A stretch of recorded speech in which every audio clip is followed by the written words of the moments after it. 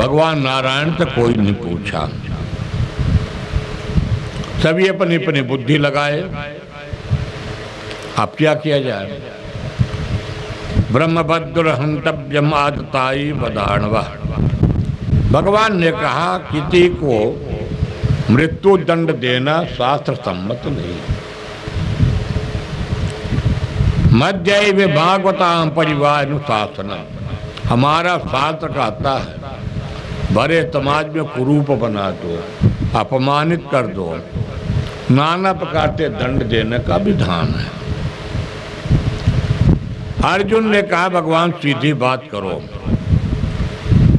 तो भगवान ने, सभी लोग बड़े परेशान, तो पूज्य विप्रत कल गुणहीना, तत्रोद्र गुण मन वेद प्रवीणा, परहित चरित धर्म नहीं भाई, पर पीड़ा तम नहीं अधमाई। भगवान ने उपदेश दिया कि अश्वत्थामा को कुरूप बना दो, बाल काट दो, इसके मस्तक में मणि है, मणि को छीन लो।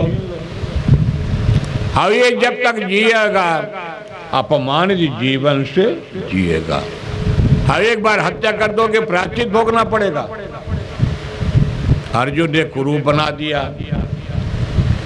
और धक्का मारकर शिविर से बाहर कर दिया। और जब शिविर से बाहर कर दिया, अपमानित हो गया, अश्वत्थामा चला गया। पर अश्वत्थामा को मालूम था कि उत्तरा के गर्भ में महाराज परीक्षित जी है। बदला लेने के मन में प्रतिज्ञा कर लिया था कि जयते भगवान चले जाएंगे, क्योंकि ब्रह्मास्त्र की विद्या किसी के पास थी तो अश्वत्थामा के पास थी, अर्जुन के पास भी नहीं थी। ब्रह्मास्त्र की विद्या ऐसा होता कि वापस करनी भी जिसके पास क्षमता हो। वो प्रतीक्षा कर रहा था। आज जिस समय भगवान की विदाई हो रही है, भगवान अपने धाम को जाने के लिए द्वारिकापुरी हस्तिनापुर से तैयार हैं। उसी समय कुंती मैया भी बिलखती रोकती भगवान के पास आकर के खड़ी हो जाती। पाहि पाहि महायोगिन देव देव जगतपते, नान्यम तद्वयम पतित करो परस्परम। भगवान ने देखा ये तो मेरी बुआ है, कुंती बुआ। आज बुआ कहती है कि बेटा कन्हैया, ना तुम मेरी बुआ हो ना मैं तुम्हारा भतीजा। मैं तुमसे सिर्फ एक चीज मांगता हूं। बुआ ने बड़ा सुंदर मांगा। विपदा तंत्र तत्व तत्व गुरो भवतोर दर्तमिताय पुनर्दर्तनम। कुंती मैया ने क्या मांगा कि मुझे विपत्ति दो। भगवान ने कहा बुआ, मेरे खजाने में यही चीज तो नहीं है।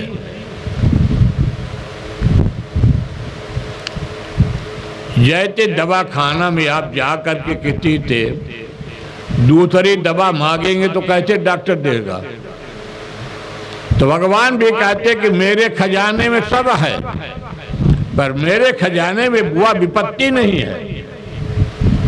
तो भगवान ने कहते बुआ यदि विपत्ति नहीं है तो फिर मुझे स्थिति आप, मैं पहचाना हूं, लेट पहचाना हूं। आप कौन है? आप मेरे भाई वसुदेव के पुत्र बनकर के आप साक्षात नारायण वासुदेव हैं।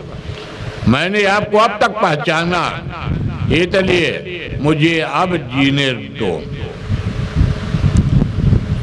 तो कहते हैं विपत्ति में कितना आनंद आता है। कहते प्रभु यदि विपत्ति रहेगी तो जीवन में स्मरण बना रहेगा, मैं आपको नहीं भूलूंगा, आपका दर्शन होगा। कुंती मैया भगवान की बड़ी बृहद स्तुति करती हैं। और इतनी बृहद स्तुति करती हैं। सुख पे माते तिल पड़े जो हर हृदय आए, बलिहारी यादुक की जो पल पल नाम जपाए। क्योंकि जीवन में यहाँ पर कुंती भैया ने कहती है, कृतनाय वासुदेवाय देव के नंद गोप कुमाराय कृतनाय नमो नमः। आज देव की मैया भगवान साक्षात स्तुति कर रही है। तो जैसे परमात्मा कब मिलते हैं? सिलबट्टा में जब तक ऊपर से नहीं लगाए जा, गिरते गिरते नीचे का तल्ला गिर जाता है।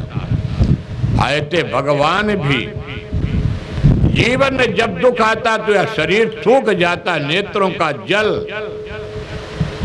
और प्रभु तभी आपकी पल पल में आदमी याद करता है। यदि जीवन में सुख ही सुख हो जाए, दुख नहीं मिलेगा तो आपको कोई नहीं बजने वाला है।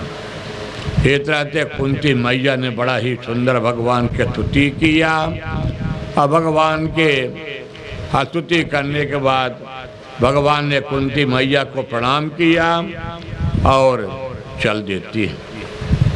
खुद महाभारत काल में वेद पितामह जी भी आज मृत्यु शैया में पड़े हैं। 6 महीना मृत्यु शैया में पड़े थे वेद पितामह जी, क्योंकि वेद पितामह जी प्रतिज्ञा किए थे कि मैं अपने हाथों से रथ युद्ध में कोई भी अस्त्र शस्त्र को नहीं उठाऊंगा। भगवान ने भी प्रतिज्ञा किए थे कि वेद पितामह जी मैंने आपसे अस्त्र शस्त्र को उठवा के रहूंगा। जब आज भगवान ने देखा सूर्य उत्तरायण है, वेद पितामह जी के दर्शन करने के लिए भगवान स्वयं गए हैं। अब वेद पितामह जी ने कहा, कन्हैया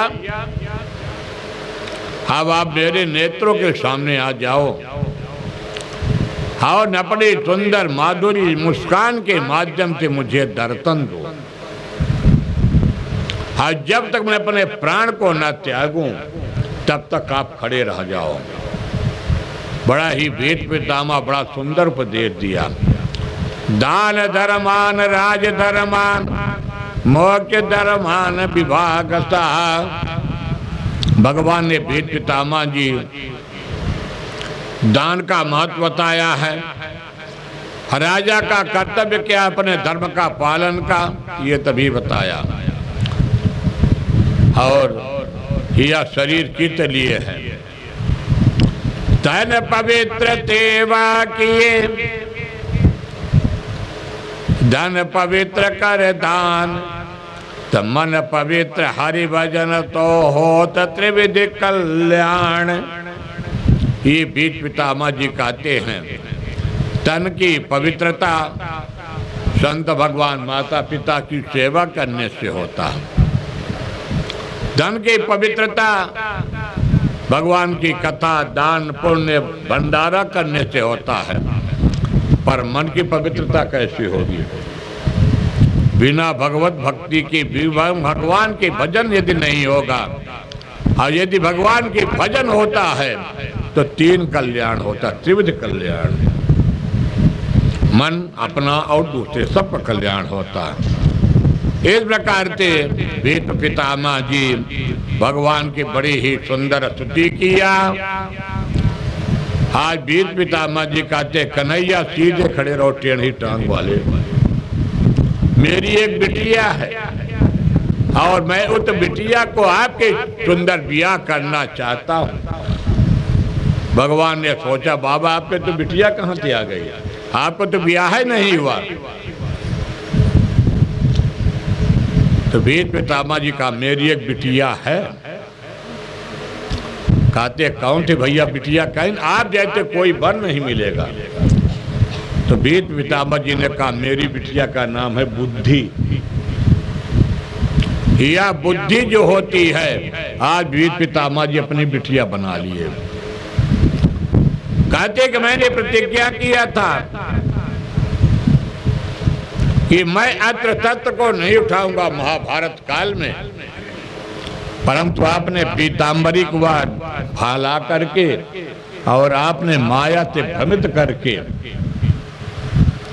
और मुझे भी रथ के चक्के को निकाल करके आपको मारने के लिए दौड़ना पड़ा। मैंने देखा कि कन्हैया तुम्हारी माया बड़ी विचित्र होती है और तुम्हारी माया को आज तो कोई भी नहीं पहचान पाया है। इस रहते भेद पितामह जी ने कहा कि यह शरीर कैसे बुद्धि अपवित्र होती है, जिसके भोजन में पवित्रता न हो, जल में भी दोष, अन्न में भी दोष, वस्त्र में भी दोष। वेद पितामह जी कहते हैं कि दुर्योधन का मैंने नमक खाया, दुर्योधन के नमक में पवित्रता नहीं थी तो मेरी बुद्धि बिगड़ गई। और जब मेरे शरीर से 6 महीने एक एक बूंद जाकर के खून निकल गया तब मेरी बुद्धि पवित्र हुई। वस्त्र में दोष, भाई वस्त्र को दुकानदार से लिया, टेलर मास्टर किया, यदि भगवान को समर्पण कर दिए, कोई भी वस्तु हो, चाहे सुवर्ण हो, चाहे वस्तु हो, चाहे जो भी हो, यदि प्रभु के समर्पण पन के वो प्रसादी हो जाता है। हाँ, प्रसादी तभी ग्रहण करना चाहिए जैसे ठाकुर जी को भोग लग जाता, तुलसी पड़ जाता है, वह भोजन प्रसादी बन जाता। एक तरह से भेद पितामह जी ने बड़ा ही सुंदर स्तुति किया। इति मति रूप कल्पित वितृणाम भगवती सात्वत पुंगवे विभोमने स्वात्कमुपगते क्वचित् हरतुं प्रकृतित्वेन यदि भाव प्रवाह। इस तरह से वेद पितामह जी ने भगवान की बड़ी सुंदर अद्भुत किया। देहांत काले तुम तामने हो, मुरली बजाते मन को लुभाते, यह गीत गाकर तननाथ त्यागो गोविंद दामोदर माधवे।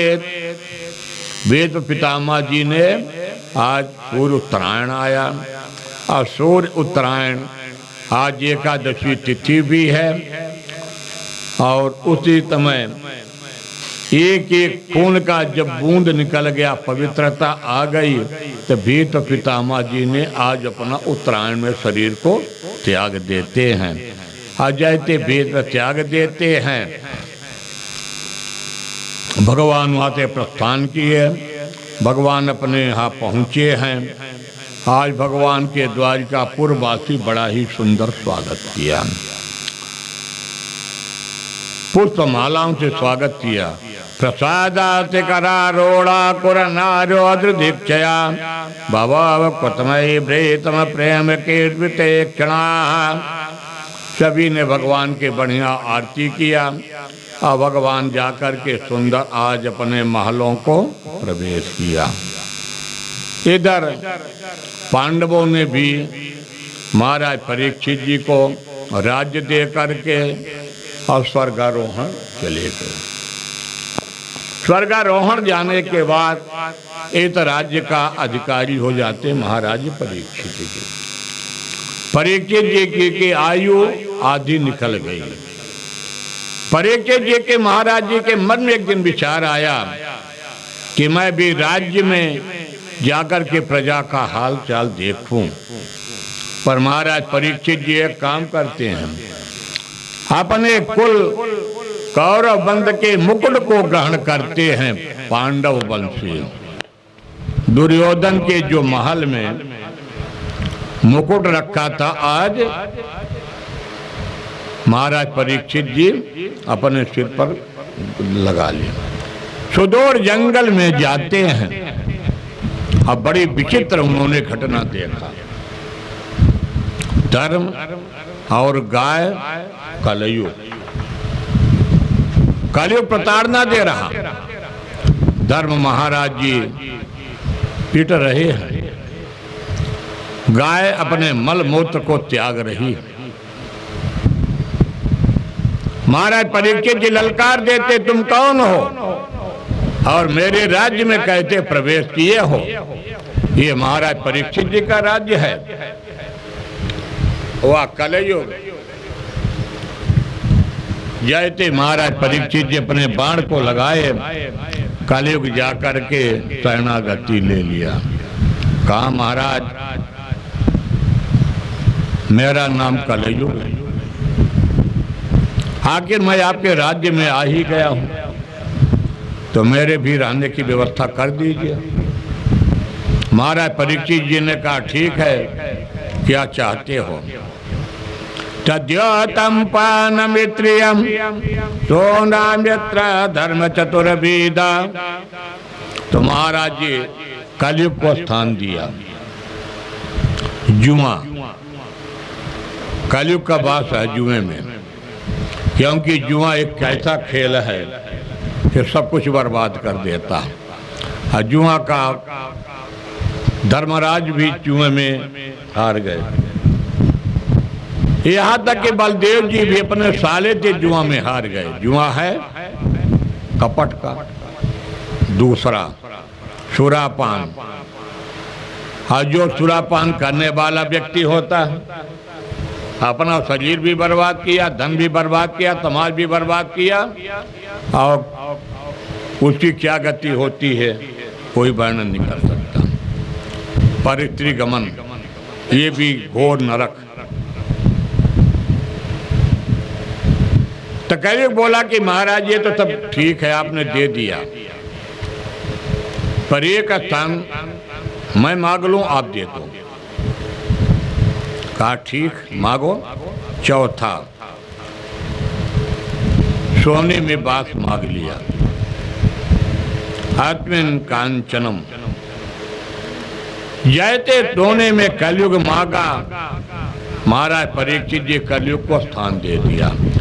कलयुग जाकर के महाराज परीक्षित जी के सिर पर बैठ गया। जैसे महाराज परीक्षित जी के सिर पर बैठा, अब महाराज परीक्षित जी अपने बस के नहीं रह गए, भटक जाते हैं,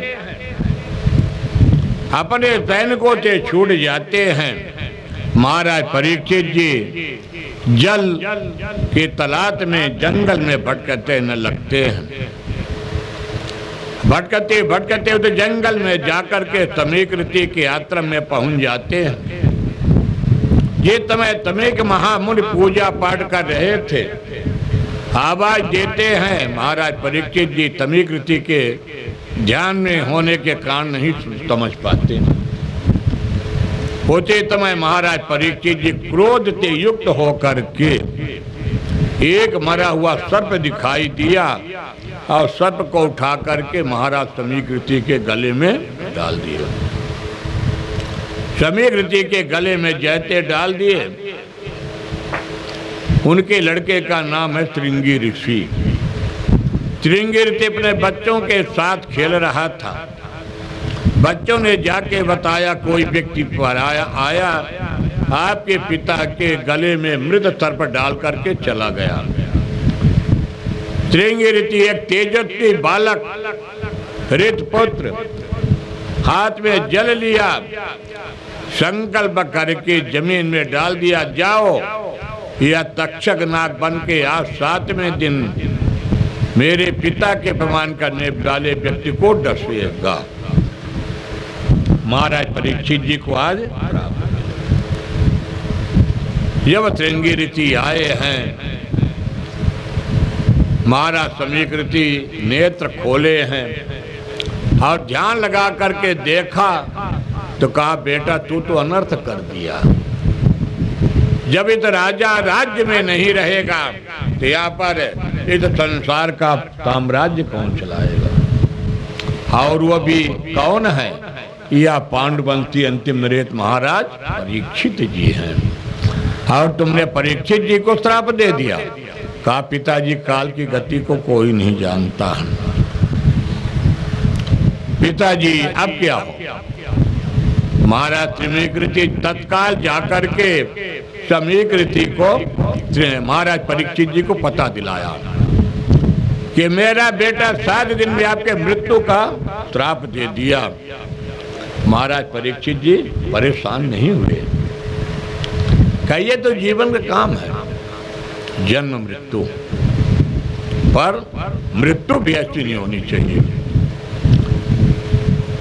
जिन व्यक्ति ने मातृत्व गर्भ में अश्वत्थामा के ब्रह्मास्त्र को चलाए हुए एक ऐसे उत्तरामा, जिनके गर्भ में भक्त और भगवान एक साथ हैं, क्योंकि उत्तरा के गर्भ को भगवान ने बचाया है। आए थे महाराज परीक्षित जी तत्काल अपने राज्य को त्यागा है, अपने पुत्र जन्मेजय महाराज जी को सौंपा है और स्वयं एक संत के बेत में आकर के और गंगा जी के किनारे बैठ गए। गंगा जी के किनारे बैठ करके और उन्होंने, वहां पर एक नहीं थे, पराशर जी थे, वेदव्यास जी थे, वशिष्ठ जी थे, देवता लोग थे, पर भगवान की कथा सुनना चाहते थे। आप जरा सा विचार करिए, जिन कथा को कौन लिखा है? हमारे वेदव्यास जी। तो क्या वेदव्यास जी थे परीक्षित जी कथा नहीं सुना सकते थे? पराशर जी थे, पर कोई 7 दिन में कथा सुनाने को, और सिर्फ कथा का 2 ही प्रश्न था, जन्म के बाद मृत्यु होती। अब सब परेशान है, 7 दिन में इनकी मृत्यु और 7 दिन में कथा पूर्ण होनी चाहिए, क्योंकि कभी कभी बड़ी विकल्प स्थिति पैदा होती। तिवारी जी, और मैंने किया हूं, हर एक इच्छा बड़ी विडंबना होती, परीक्षा लेता। एक हमारे शिष्य पिताजी बाबा जी के शिष्य थे, बघोर में, सीधी जिला में। अब ऐसे गर्मी में गए, उनकी बड़ी इच्छा थी कि मुझे भागवत सुनना है और अपने पंथी का नाती को उपनयन करना, पर बीमार थे, मृत्यु शैय्या में थे। हमने कहा चलो ठीक है, हिम्मत किए, डेट निश्चित करके तत्काल में 1 हफ्ते के अंदर